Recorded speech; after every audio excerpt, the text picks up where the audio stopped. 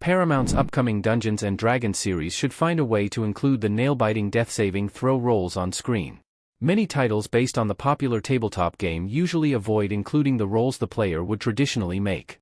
Instead, it is the settings, creatures, and classes that are carried over, leaving the mechanics behind for the sake of smooth storytelling. After the release of Dungeons & Dragons: Honor Among Thieves, Paramount announced that a Dungeons & Dragons show had been greenlit for its streaming service Paramount+. Despite the film's box office failings, Paramount has continued to promote the upcoming series as the future of the franchise. The series is still in development, with Paramount having ordered 8 episodes and enlisted WeCrashed creator Drew Crivello as the main showrunner. Paramount's D&D show should include the death-saving throws. The map in Dungeons & Dragons. Paramount's new Dungeons & Dragons TV show's inclusion of the death-saving throw roles would not only pay homage to the original tabletop system but also add a level of both suspense during serious scenes and levity during comedic moments. Death-saving throws are meant to symbolize a character hovering on death's door and, depending on how they roll, if they will either spring back to life or move on to the afterlife. A player traditionally rolls 3 times in order to get the result, with the GM deciding if other factors will affect the outcome.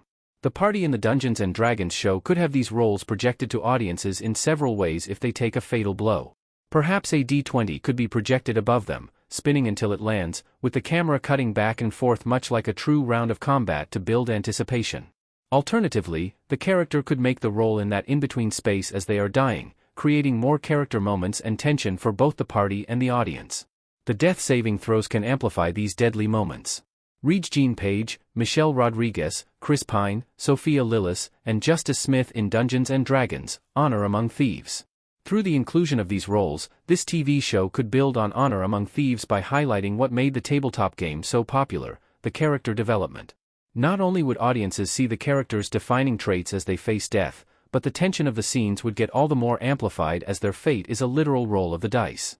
The characters' reactions could also add to or close out their development, as audiences can see how those characters grapple with that fate and how those around them cope with it if they should fail.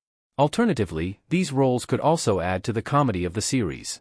Having a character simply walk off a fatal wound because they rolled well holds a lot of comedic potential, especially if the other party members or villains comment on it. Another possibility is the character suffering a humorous injury, rolling badly, and needing to be revived, giving the party a wild side quest that could interrupt the narrative much like a real campaign. In either case, having these roles would give another layer of characterization as well as pay homage to the many tense moments in a true Dungeons & Dragons game.